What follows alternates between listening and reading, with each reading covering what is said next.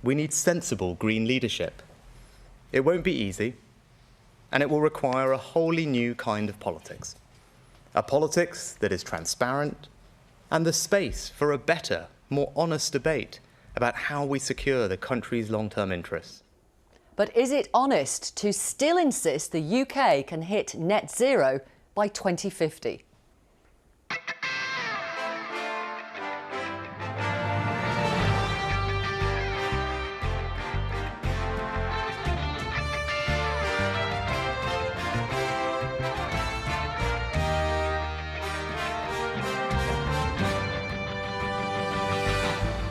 The PM's dumped some of Boris Johnson's commitments. The former PM is furious. But will it cost us all more in the long run? We'll talk live to a former Tory Energy Minister and ex-Chancellor, Labour's Shadow Environment Secretary, and a Conservative MP who's chair of the Commons Environmental Audit Committee. Is the Prime Minister right? Also tonight, in the latest in our series on the asylum system and immigration, we report around the country on how the activists described as far-right are accused of infiltrating protests against asylum hotels. I don't want somebody coming with their agenda and using my protest, not just mine, obviously the people who are against genuine protest, very genuine, kind people who are welcoming. We don't want to be tarred with the same brush as those who are maybe there for other reasons. Good evening. It sounds so simple, it makes you wonder why no one said it before. Rishi Sunak says the UK can still hit its net zero target by 2050 and it can push back some of the Conservatives' big green commitments. It's a major shift and sets up big dividing lines between the Tories and Labour ahead of the next election. You've probably heard the details by now that Mr Sunak's delayed a ban on the sales of new petrol and diesel cars, pushed it back from 2030 to 2035, in line with Germany and France. And he says there will be far more time to transition from boilers to heat pumps. The reason, he says, is because the targets we had until yesterday would impose costs on people of £5,000, £10,000, £15,000. He insists the UK doesn't have to impose those costs on anyone, and we can still hit that 2050 target. Is he right?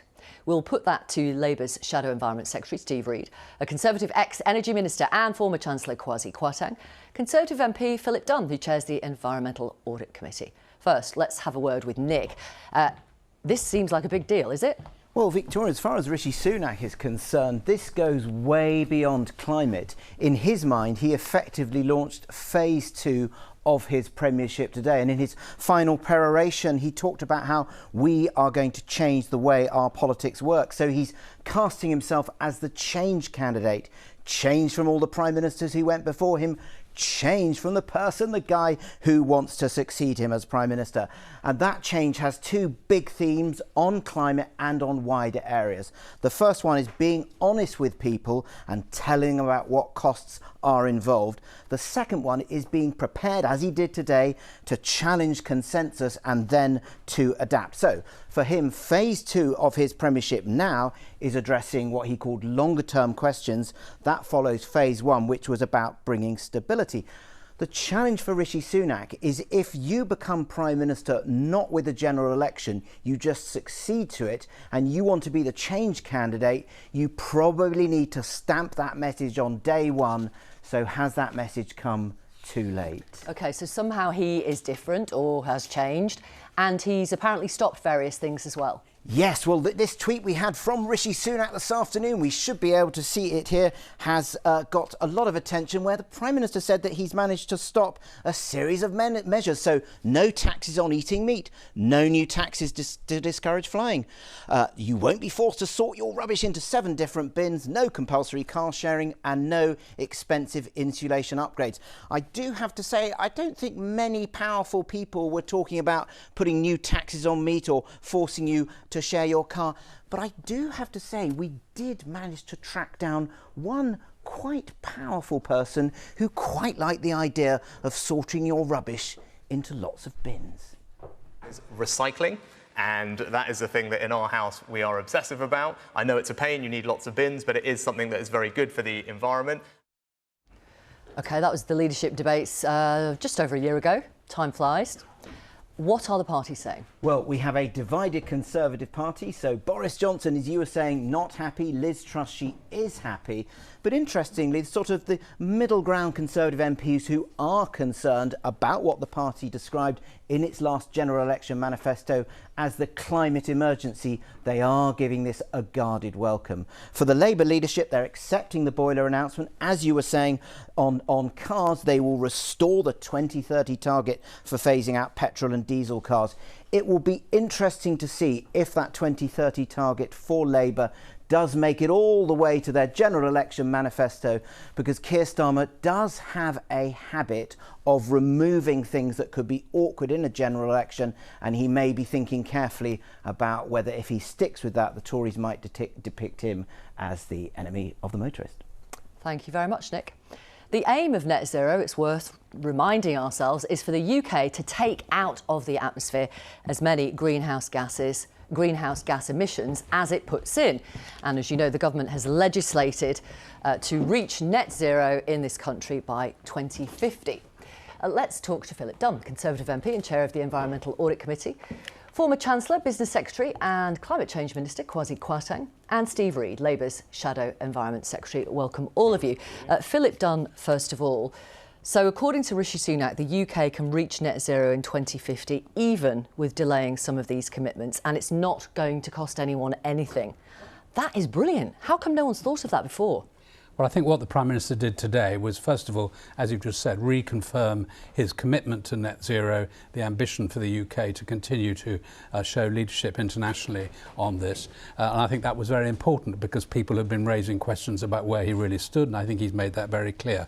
Secondly, what he's done is to look at some of the short-term policies, the immediate policies that were either unsettled, and some of the boiler issues, the energy efficiency measures were subject to consultation but hadn't yet been finalised.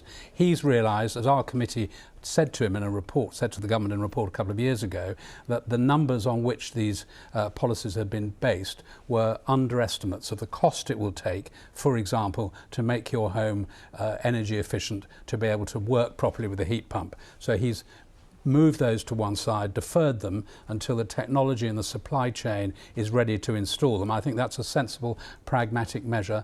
And you mentioned the car issue. Well, in relation to electric vehicles, all the major countries around the world where cars are manufactured, who have introduced bans of new sales of ICE, of petrol and diesel engines, have gone to the 2035 date. So it's bringing us into line with the rest of the country. I think it's a pragmatic. I very much welcome the commitment to net zero. I very much welcome the commitment to parliamentary scrutiny of the carbon budgets, which we've not had up until now. The Climate Change Committee, in its 6th carbon budget, said if we phased out petrol and diesel cars in 2032, so 2 years after the government was promising until today, it would take out 90 million tonnes of carbon dioxide and lead to savings of 6 billion across 30 years, compared to allowing petrol and diesel being sold up to 2035. So what is the government going to do instead to take 90 million tonnes of CO2 out of the atmosphere?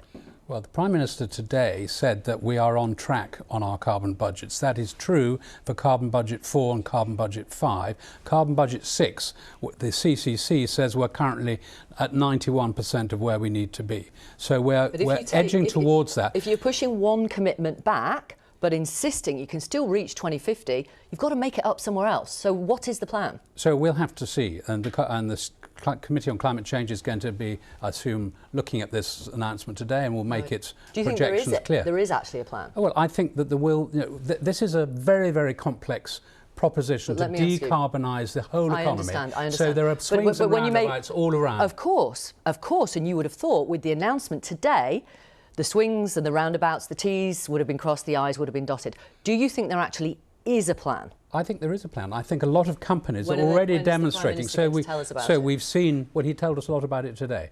But really? Well, it's a speech. You can't expect all the detail to be there, and we'll see it getting on. He said that the Chancellor would be making a statement with the Energy Secretary on the energy efficiency measures. There will be a whole set of measures coming forward. He said, which I was also encouraged by, that he'll be going to COP28, where he'll be standing in front of the world confirming his commitments, and he will be making a speech on nature before he goes. And that's another big area that wasn't really covered in the speech other than in that respect. Climate Change Committee 3 months ago warned the government was already dangerously close to missing being on track for net zero in 2050. That was before today. Now they are questioning whether 2050 can be met. I mean, you must be you care deeply about 2050. We have a don't you? responsibility for scrutinising Right. this, so we do, and we take it very seriously. But they don't know if it can be met now. Well, look, we're talking about 2050. That's many years away. There are lots of things will go right and go wrong. The technological innovation is coming in apace. We've had the take-up of electric vehicles, just to go back to that, much faster than had been predicted. Over 800,000 have been sold, I think I'm right in saying, so far this year, or in the last 12 months, which was a huge increase. It's almost quadruple what happened last year. So it's the market is moving the dial ahead of the predictions from the experts, and this may well continue in other areas. So I'm not despondent about this. I think this is a pragmatic set of measures which will help us get there. Thank you very much, Philip Dunn. Thank you. Let's talk to Kwasi Kwarteng then, Energy Minister between 2019 and 2021, then Business Secretary. Good evening to you. Hello. What do you think about the announcement today? Well, look, I think there were elements of it that I fully agreed with, and I like the pragmatism. I was concerned about pushing out the date for ICE's phase out, the internal combustion engine. Philip mentioned the fact that there's been a huge take-up for electric vehicles. Of course there has. The target 2030 has really focused the minds of manufacturers. That's what's accelerating and driving a lot of the transition, a lot of the change. And my worry is that if you push that out, you're sending the wrong signal. As Business Secretary, I used to go to places all around the country, particularly in Sunderland in the northeast, and there was huge amounts of capital that was being deployed because they felt that we had very, very strong and very ambitious targets, and they wanted to get behind that movement. And of course, there is some concern. I mean, Philip hasn't expressed this concern, but there is concern within the party that if we relax those targets, we won't crowd in the investment, and it will be to the detriment of jobs and wealth creation. Mr Sunak said it was in response to the cost of living and that people are struggling to make ends meet. There might be some of our viewers saying, look, we wouldn't be in this position today if you and Liz Truss hadn't crashed the economy a year ago. You would say that. I mean, we could talk about interest rates. We can talk also about the fact that and I'm here to talk about net zero. In terms of net zero but there in is the a industry, link, isn't there, between the cost of living and what Rishi Sunak is doing today, so there is a according cost. to him. There is a link to it. But all I would say about that is that with respect to the cars, which I was talking about, the electric vehicles, that's not something that necessarily is going to affect the cost of living. But what it does do is that it encourages people to investors to invest in the energy transition. And I'm not going to relitigate, you know, my period as Chancellor. I mean, that wasn't something that I was asked to be. I know, it's fine. Sure. You're perfectly entitled to do that. In terms of the costs on people, Rishi Sunak said he was not going to impose £5,000, £10,000, £15,000 on people. He said it was not right for people in Westminster to do that. I mean, he's got a point. I think he People are does. struggling. I think he does. But with respect to one particular policy, the rest of the statement I thought was very strong. And I think his temperament and his approach is right. It's got to be a balanced approach. We're not eco-extremists, but at the same time, we're not climate change deniers. We think that there's a real opportunity in the transition. But with respect to the 2030 date, that was something that he signed up to as Chancellor. That was something the whole government signed up to all the time I was in government. Do you ever remember him raising any objections to that 2030 Well, I date? mean, we had discussions, and I think he had some doubts, but in the end, we all signed up to it.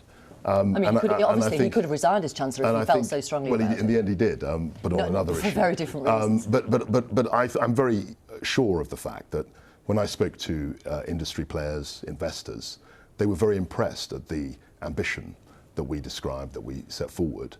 And the 2030 date was very much in people's minds. And that's why it crowded in investment. And that's why the take-up that Philip is lauding happened, because we had these ambitious targets. What was it like to hear the Home Secretary on the radio today saying that 2030 target was an unrealistic and an arbitrary target? Well, every target is arbitrary. I mean, how can the target not be arbitrary? No, I was surprised that she said it was unrealistic, because that was what we were all working to. Every investor I spoke to in the sector was looking at the 2030 target. Some people had issues with it, but they just got on and made their plans accordingly. And that was, I think, something that was very good for job creation.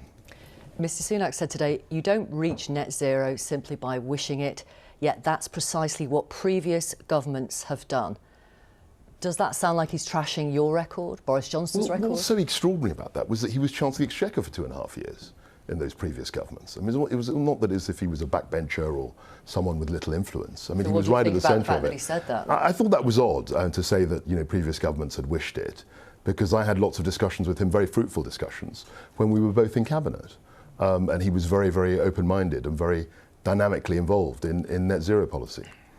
The government's moved the goalpost then for business today, whether you like it or not, whether business like it or not, and we know that the boss of Ford is pretty angry. How important is it for business now that the timetable does actually stick to 2035 for the ban on petrol? You referred to my period last year as Chancellor, and of course I know fully well that uncertainty is something that markets and investors cannot withstand. They want certainty, they want direction, and on this I think we need to have a degree of certainty. I was quite surprised also that Labour immediately said that they would reverse it back, because if they're going to stick with that, that creates in itself a whole bunch of uncertainty, because on the outcome of the election will determine whether this target is 5 years but I'm asking you, or not. Is it crucial now that we stick to 2035 I think for business? the government has made its bed and it should lie in it and stick to that date.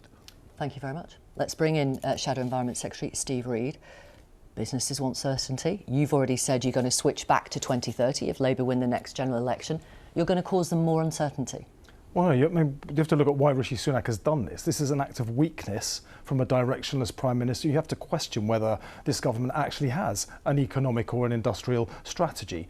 He's actually throwing away one of the greatest opportunities, economic opportunities of the 21st century, which is for the UK to lead the world in the transition to the green economy with all the jobs that will bring. He's causing huge uncertainty in the business world, and he's deterring inward investment by what he's done. All of that is the result of this short-term, narrow, what he sees as narrow party political advantage. But I think even that, we've just heard around the table, is blowing up in his face. Now, I'm asking about Labour. If Labour win the next general election, you've already said you're going to reverse it to 2030.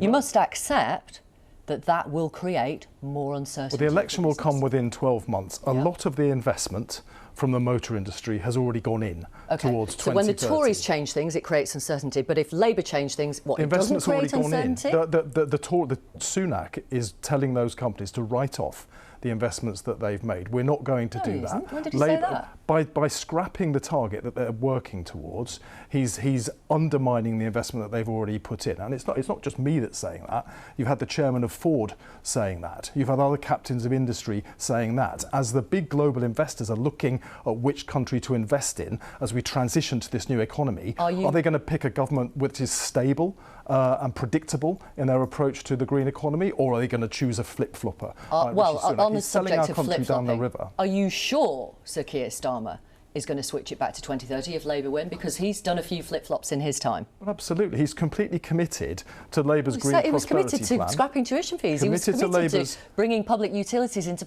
He's committed to Labour's green prosperity plan, of which this is just one small part. So if you look at the proposals Labour has to create GB Energy, a publicly owned company that will direct private as well as public money into renewable He was forms committed of energy. to scrapping the top rate of income tax for the top 5%. He's changed his mind on that. The Green Prosperity Plan is the absolute centre of Labour's offer, and you've pushed that back. It's what will. So you're allowed to push stuff back, but the Tories aren't. That is a misunderstanding of what it's Labour's doing. absolutely what's happening. You're pushing back your investment. You can't come in as a government and spend 28 billion in year one without having done the preparatory work. Well, that's what you promised originally. Labour will get up to that level during the first term of a Labour government. You actually cannot spend that much in year one because you have to do the work. So this is sensible phasing in. You didn't say that at the beginning when you first promised it. It's the sense. Rachel Reeves has been absolutely clear, the Shadow Chancellor, this is how we'll do it. You have to build up towards spending that much. You have to take the private sector with you as you do it. But there's a prize here. One country in the world is going to become the leader in the transition to the green economy. Our country, for a century, because of the Industrial Revolution, achieved huge economic benefits. That prize is there again, and today Rishi Sunak threw it out the window. Do you want to impose costs of £5,000, £10,000, £15,000 on people? The reason that Labour wants to help transition the economy is because we can cut people's bills. If the kind of investment in sustainable energy that I was just talking about through GB Energy will give us not only a more secure supply of energy, so we're no longer dependent on volatile dictators like Vladimir Putin. We create our energy at home, more secure supplies, but crucially lower bills. To lower bills. Are you talking about the heat pumps issue there? That was not a target Labour ever set. That was a government target that they've now jettisoned. You can't impose additional costs on families at a time like this without having first of all put in the investment that will make heat pumps of a comparable cost to the kind of conventional boilers people are using now. Which is what the scrappage scheme does, by increasing by 50% to £7,500 a grant to anybody for changing their fossil fuel boilers. Will you match that? Labour never subscribed to that proposal. No, it's come out today from the government, and are you supporting it? What we've talked about is investing public and private money into making sure we get this transition so we can cut household bills. Okay. It's the Conservatives that were proposing to whack them up in the first place. They've now had to reverse. I've got to pause it there. I would have had you all in a conversation, but I was told you all wanted to be done separately, but next time maybe we'll I'm not sure what the deal was, actually. Oh, OK. Well, thank you very much for being here. Thank you for talking to our audience. Thank you. All week, we've been looking at the impact of the asylum system on the UK, and we've a live studio debate on the issue tomorrow. Tonight, an investigation by BBC Newsnight has found that groups described as far-right have organised or attended 50 protests since the start of the year, mostly focused on hotel accommodation for asylum seekers. The groups who operate across the country have been accused of infiltrating legitimate community organised protests in a bid to spread what has been described as their extreme ideology. Their members include individuals who've engaged in openly racist behaviour and who've expressed admiration for Adolf Hitler. Just to warn you, the following film contains some extremely offensive content. Yasmin Arakan reports on the protests. These are just some of the protests that have taken place in 2023. Nazis! Off our streets! Off our streets! Small boats, asylum seekers and migrants has become a political battleground and an issue for communities across the country. They are not refugees, they are illegal immigrants. Why are these people who are illegal, they have no documentation, why are they being given a 4-star hotel? Here in Llanelli, people have been protesting about plans for asylum seekers to be placed in a 4-star hotel. They say it's important to the local economy. But this situation has given leverage to groups described as far-right who are taking advantage of the tensions and infiltrating community organised protests. One of them is Patriotic Alternative, a group run by Mark Collett, a former leading member of the British National Party who's expressed admiration for Adolf Hitler and recommends Mein Kampf to his supporters. Matt Collins is a former member of far-right groups who now works for Hope Not Hate, a group who campaigns against them. These people are quite skilled at getting into communities and causing trouble and stirring things up. The Patriotic Alternative are incredibly active. They're not a particularly large organisation, but they're incredibly active and incredibly dedicated. I'd say there's maybe around 400 people here today. These protests are getting bigger and bigger. The group's ideology is based around the far-right conspiracy theory of white genocide, a rhetoric that falsely claims there is a covert plan to replace white populations with ethnically diverse communities. On their ideology, Patriotic Alternative told us, the plan to replace white Britons is not a covert plan, as you falsely claim, but an overt attempt to reduce the indigenous people of these islands to a minority in their own ancestral homeland. We've talked about some of them, the Great Replacement Theory, white supremacism, neo-Nazism. That is what I would describe as unlawful terrorist activity that would put them right in the crosshairs of MI5 and counter-terrorism policing. The town of Furness has attracted attention from groups described as far-right from outside the area. But there are groups getting involved in a local protest closer to home, in the form of Voice of Wales, who describe themselves as investigative journalists and travel the UK to conduct interviews. Well, look, it makes you question absolutely. One Voice of Wales member has a strong history of affiliation to other hard-right groups. And another, James Harvey, from the Voice of Wales student wing, is seen questioning the Holocaust. What you're about to hear is extremely offensive. You look into Hitler and you look into what the Nazi Party did, and I'm not defending them at all, but 6 million Jews weren't killed. And the reason I say that is because if you look at the concentration camps, most of them weren't equipped with gas chambers. And here, Dan Morgan and James Harvey discussing the ban on Tom Jones' song Delilah from international rugby in Cardiff. Because apparently it was sung, but apparently it wasn't heard. Yep. Now, I don't know much about that, but I was thinking it's not Somalian enough, really, is it? For Cardiff, that's what they want. They want the Somalian anthem. Do they have what is their anthem? Just I couldn't tell you, to be honest with you. No, I wouldn't even do it. Voice of Wales said the comments made by Mr. Harvey had been taken out of context. He has since clarified his position. He fully believes that the genocide and horrific mass murder of millions of people, Jews and others, took place during World War II. The group failed to explain the comments and hand gestures used when discussing Somalis. Patriotic Alternative and Voice of Wales are different groups with different members, goals and beliefs, but both groups travel around the country in a bid to spread their message. For the first time, we've been able to track the movements of these two groups, finding out where they are protesting and which places they repeatedly return to. Analysis by BBC Verify and Newsnight shows they cumulatively organised or attended 50 protests since the start of the year, with the vast majority focusing on accommodation for asylum seekers. They've been all over the UK, including Scotland, but favour some areas with multiple visits to the same location, like Long Eaton and Haydock. You might remember the Nosy demonstration, which quickly descended into violence, resulting in a police van being set on fire. And here you can see the Voice of Wales protest in blue. The majority in Wales, but some have spilled over the border into England, like in Portland, Manchester and Scampton. And like Patriotic Alternative, they return to the same sites multiple times, with their key focus on Swansea and Llanelli. I think there are two things here. People have a genuine concern about large quantities of people coming into areas for the pressure that they're putting on local service, the schools, the doctors, and everything else. Whether they are people coming from abroad or big developments mean huge pressure on local services, those are legitimate concerns. What we're seeing here, though, are people who have no local interests. They're just anti-immigrant. They're racists. And they want to take advantage of people who have got genuine local concerns in order to push their own racist agendas. The idea that they would be using a local protest who might have legitimate concerns about immigration, if that balanced debate is hijacked by people who start talking about invasion and start talking about these people being dangerous, that's an extremist conversation. It drives a polarised debate. It means people from the extreme right wing get very heated, which means people protesting against them from the extreme left get very heated, and then you're going to see violence, and then you're going to see a problem for law and order.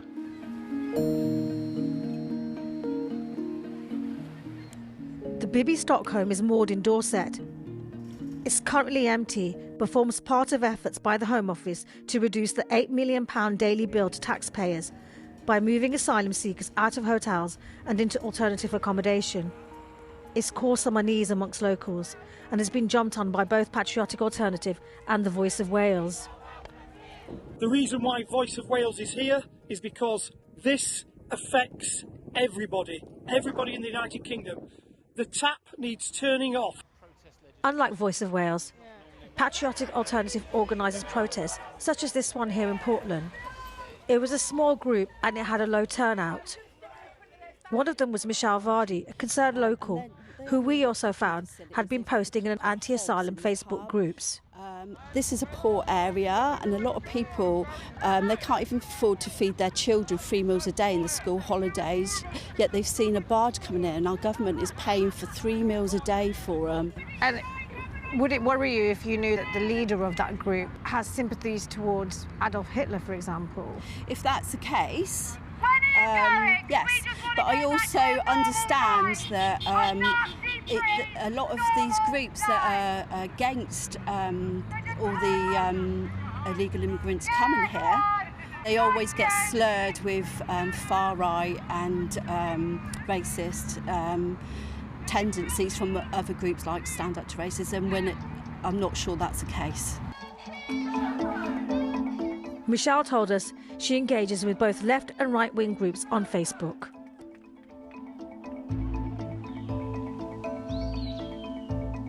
"250 miles north in Wigan, another demonstration took place. Maureen O'Brien is a local independent councillor in Wigan. After listening to the concerns of constituents, she organised a small protest against the plans for residents, but it was infiltrated by Patriotic Alternative. It was mainly, there's about 200 to 300 people came, very genuinely concerned people who live locally, and I think it's very unfair that the main hotel that they use for weddings, there's a lot of people employed here, are just losing that without consultation. At that protest, a group called Patriotic Alternative came down. Did you know about that? I'd put a post on Facebook stating no one from the far right, far left, any organisations like that were welcome. It was purely for genuinely concerned residents of Wigan and Standish. I think a few did turn up from, is it Patriotic Alternative? I'd never heard of them, I didn't know who they were. I don't want somebody coming with their agenda and using my protest, not just mine, obviously the people of Wigan's genuine protest, very genuine, kind people who are welcoming. We don't want to be tarred with the same brush as those who are maybe there for other reasons, pushing their own agenda. We don't want that. Patriotic Alternative say they've been welcomed by communities all over the UK. There is a very different agenda by some of these racist groups where they're talking about no more migrants, we're full, talking about white genocide, really trying to whip up fears, completely illegitimate fears amongst reasonable and moderate people. Those are the people we absolutely need to guard against. As thousands continue to cross the channel in small boats and the urgent need to house asylum seekers persists, this is an issue that will continue to ignite communities and in turn gives far-right groups fertile ground to exploit existing tensions in a bid to spread their ideology. Yasmin Arakan. Tomorrow on Newsnight, we're devoting our whole programme to a conversation off the back of the issues around the impact of the asylum system, featuring those who have crossed the channel in boats, former border force officials, experts on the law and the numbers, and those who want to reduce levels of immigration to this country. And we'll have the Immigration Minister and Shadow Immigration Minister live in the studio as we look at ways to try and solve the issue. Back to the main story of the day now. The PM has delayed some of the measures put in place to hit the legal target of hitting net zero by 2050. Earlier, we looked at the politics of his decisions. In a moment, we'll hear from someone representing landlords who've welcomed some of the announcements today, and from Energy UK who don't. But how did we get here? And who is set to save money as a result? Here's Joe. The Tories once said, vote blue and go green. The hugger-husky Prime Minister promised the greenest government ever. But David Cameron somewhat cooled off in office, reportedly telling advisers to cut the green crap. Now, Rishi Sunak was part of a government which laid out some of the most ambitious net zero targets in the world. But today, is he also dropping down a gear? He says policy should be proportionate and not burden working families. But will this current plan make reaching net zero by 2050 any more affordable? Whether net zero is an economic net loss or net gain depends on when you are asking. The blue line here shows the absolutely massive investment needed by the UK. According to the Independent Climate Change Committee, it'll likely hover around the £50 billion a year mark, that's 1.5% of GDP for decades. Now, if we add the red line, that's what is expected in savings. They will come, but very, very gradually, up to a point of around 60 billion a year by 2050. Now, if we split that difference, you can see when net zero is going to be losing its money, that's the next couple of decades, and then when it's saving its money. The estimate is in 2044, we will have a break-even point. So we've seen the picture for the UK as a whole, but what about consumers, many of whom have been hit by the high cost of living? Rishi Sunak today used one word 27 times, and that was change. And he framed all of these changes in terms of affordability and the cost of living. He said boiler upgrade grants will be more generous. But what about the longer transition from boilers to heat pumps? What will that mean for poorer people in rented accommodation? landlords won't be obliged to improve the efficiency of their homes. And in England alone, there's nearly 3 million properties in the private rented sector that fall below the government's efficiency target, with more than 7 million people living in them. So this means that these people will not have any effort to make their energy bills lower because renters aren't going to spend their own money on improving the landlord's property. And what about delaying the deadline on the sale of new diesel and petrol cars? Does it help those on low incomes? Drivers are, of course, told of the savings to be made on running costs of electric cars, but how does today's announcement regarding buying those cars filter through? Poor households are much more likely to buy cars from the second-hand market, and what we see at the moment is new electric car sales are mainly big, expensive, costly to run electric vehicles.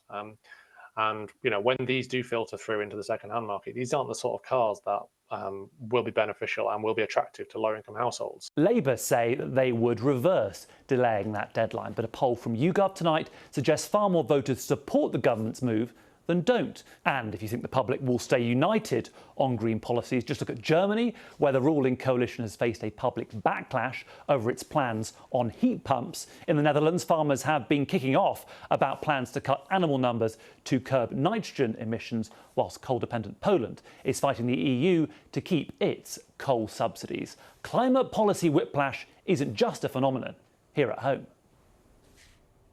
Well, here with some of the views of the industry and business are Dara Vias, Deputy CEO of Energy UK, who represent most of the firms that operate right across the energy sector, and Ben Beadle, who is a landlord and Chief Executive of the National Residential Landlords Association. Welcome, both of you.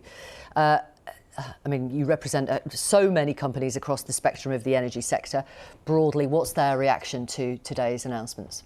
Look, I think broadly speaking, the Prime Minister was right to identify that we do need to kind of consider what that public conversation is about getting to net zero.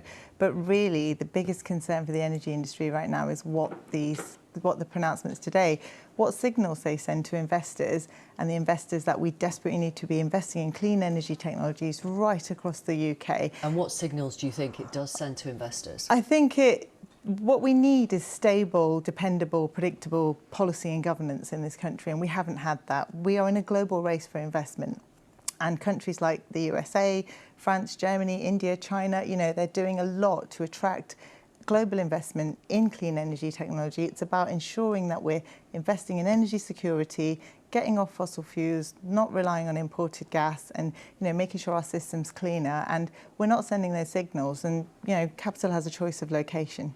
OK. Let me talk to Ben Beadle then. From a landlord's point of view, from your members' point of view, what do you make of the decision, particularly on more time for people to transition from boilers to heat pumps? Yeah, I mean, we think the announcement is broadly sensible, but crikey, talk about creating a massive amount of uncertainty. We feel this is very avoidable because people have already taken steps to offload properties before these things were going to come in. And I do worry that many people have had to leave their homes because of so much uncertainty about the £10,000 cap and the direction of travel without a clear strategy. It's really problematic and totally avoidable. What do you mean you worry that people will have had to leave their homes? What do you mean? Well, because what happens is government announced this over 2 years ago, have said very little since. We've seen 2 years of dither and delay. And they announced their intentions that landlords would have to pay up to £10,000 in terms of improvements to get to an EPCC. And so what has happened is those underperforming properties have been exited from the sector, they've been lost from the sector, and tenants have been asked to leave their homes. Not in every case, granted, but landlords have taken steps to protect their investments. And as I say, my real worry here is that this dither and delay has really adversely affected the supply of homes when already we don't have enough. It's catastrophic. Catastrophic? What do you say about that, Dara Vias? I think that, the government should have considered the timescales for landlords, absolutely. I think there was a lot of delay. However, 1 in 4 households in the private renter sector are in fuel poverty. And Citizens Advice today put out figures saying that by the end of this year, people in private renter sector will have paid £1.1 billion more on bills than they would have had to if their homes were more efficient. Wow. I mean, that's a massive sum. Does that suggest to both of you that you can push these things back, but in the end you'll pay more? For me, I think what it means is that we need a proper plan and a proper delivery schedule. Ultimately, you know, in the UK, we've got amongst the leakiest homes in Europe. We do need to improve those homes. We do need to decarbonise the heat in those homes. The best kind of way to save money on energy is by using less and making our homes more efficient. What do you say to that, Ben Beadle? Well, I mean, I absolutely agree with that. NRLA wants to see rented properties as energy efficient as possible, but government really needs to set out a proper strategy when it comes to achieving this. We heard from Kwasi Kwarteng in the previous piece saying that industry needs confidence. People need to know what the rules of the game are so that they can plan accordingly. And we need a carrot as well as stick. It's as simple as that. David Cameron, when he was Prime Minister, scrapped the insulation targets, for example. And there is analysis which suggests that as a result of that, several years on, we're paying something like £1.5 billion more in our energy bills. Yeah, I mean, it added £9.8 billion to bills because it covered so much, those green levies.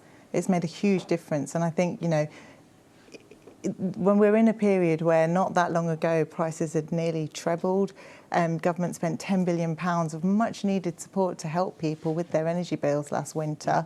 It's absolutely right that we're doing the things we need, not only to help and support people to make changes that they need to their homes, but also to give the industry confidence. We need clean power, we need domestic clean power, and then we need people to be able to use it in their homes, in their vehicles, in their businesses.